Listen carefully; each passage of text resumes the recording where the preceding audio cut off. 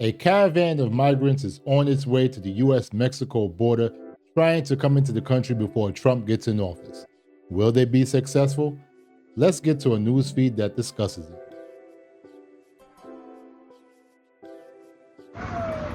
Tonight, hundreds of miles south of the border in Mexico, a caravan of migrants chanting, "We are not criminals," is rushing to make it to the U.S.-Mexico border before the Trump administration is sworn in. So they're saying they're not criminals, but they better not try to come into this country illegally. Now, if they come to the border and go through border processing through Border Patrol, okay, maybe. But if they try to come in illegally, that would make them what? Criminal. But hey, let's continue. Many carrying their belongings in plastic bags and on their backs. And already starting to voice their fears about not being able to cross into the United States come January. Mucho más complicado. I think it will be much more complicated now, says this man who's traveling from Venezuela. Wow. Now we are thinking about finding a way to get through before Trump takes the presidency. So you're thinking about just being a criminal. Because if you come to America illegally, you are a criminal. But you see, that's the problem. When you don't have proper border protection or not securing the borders, this is what you get. You get thousands of people, what looks like, wanting to come into this country illegally because they heard that other people did it. Oh, well, Uncle Biden is not checking. Auntie Harris is not checking. You could come on in. So this is what you get. Au contraire, mon ami. Uncle Trump is checking. Uncle J.D. Vance is checking. And we're not going to have it anymore. The American people have spoken. And we want you out of here.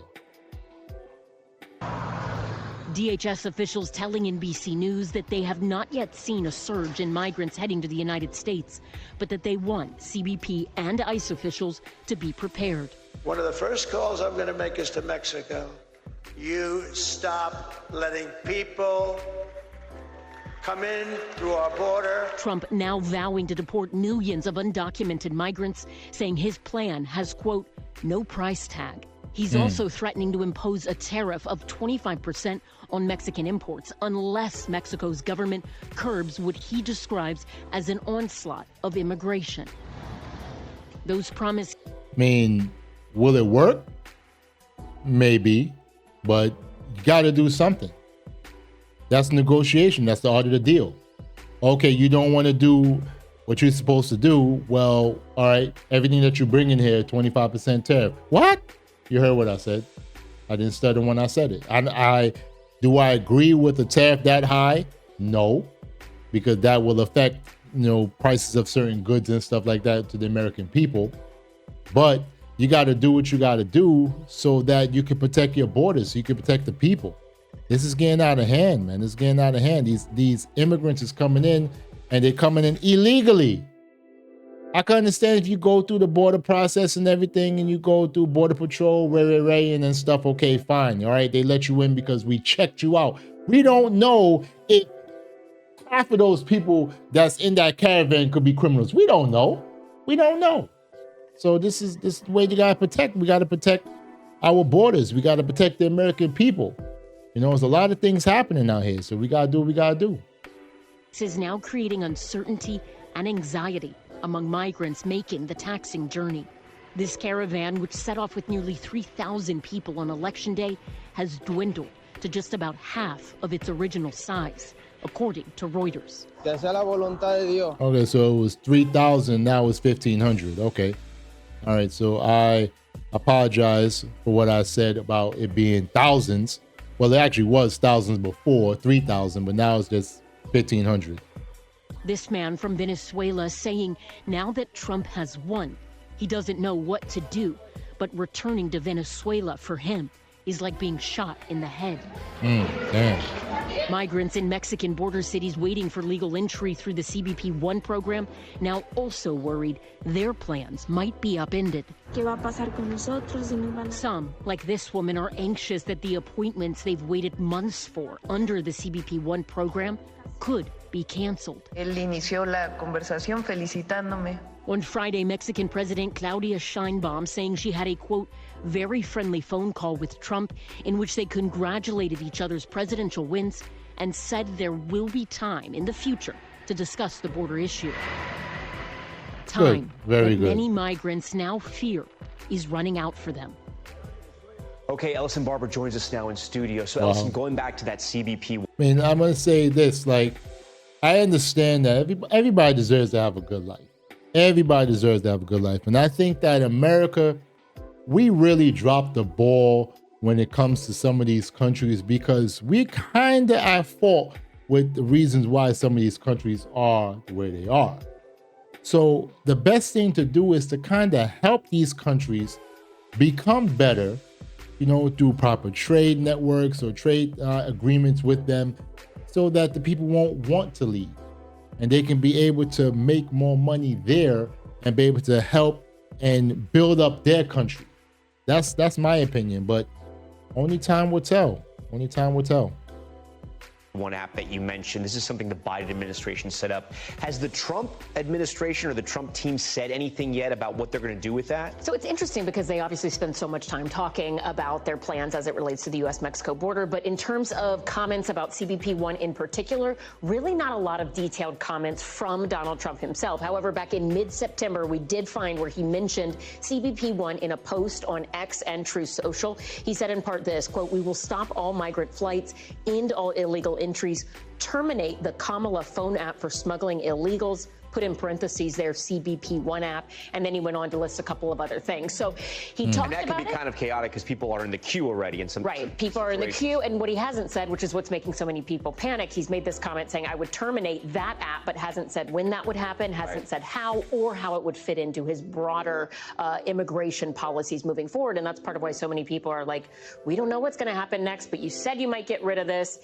I don't think that he would totally get rid of that app. I think what will happen is that the people who are in the queue who are law-abiding or people who from other countries who have not committed any crimes, who you know has not committed any crimes, I think they will probably let them in. All right. I think that Uncle Trump wants to prevent bad people from coming in. That's what it is. There's a lot of illegal immigrants who are here in this country, who are doing their due, who are working jobs that me or you would not really do. So we have to understand that. But also we have to understand that there are people who are in this country who are bad people who need to get the hell out, either put in jail or just deported back to their country and let their elected officials from their countries do what they gotta do for them. But I think that it's going to be a good situation with Trump in office. The immigration policy or immigration situation would kind of be fixed somewhat, and things would be better off. There's a lot of people that are struggling, a lot of people that are worried, and rightfully so. You know, you had 2.5, maybe 3 years of open border policy, and people are just able to just come in, and now they see that, okay, the train has left the station, and now they're scrambling to try to reach it before it gets that full speed, and they won't be able to get on it. So right now, the train is about to leave the station, and they know it. They blew the horn and said, all aboard. And they're like, damn, we need to get aboard because the train about to leave. So we'll see what happens. We'll see what happens. I think that people are going to be in a much better situation. I'm talking about Americans in a much better situation. The economy is going to become better. And we're going to be praising Trump in the next 2 years or so. We're going to be praising Trump for getting this together. And the Republicans already have the Senate, so we'll just see what happens with the House. If Uncle Trump is allowed to have the Senate and the House, if the Republicans have that full power, it's game over. It's game over, and a lot of things are going to get passed that's going to help the country for a very long time. So only time will tell, and we'll see what happens. But good luck to him, and let's just see what happens. But thank you guys for watching this video. I greatly appreciate it.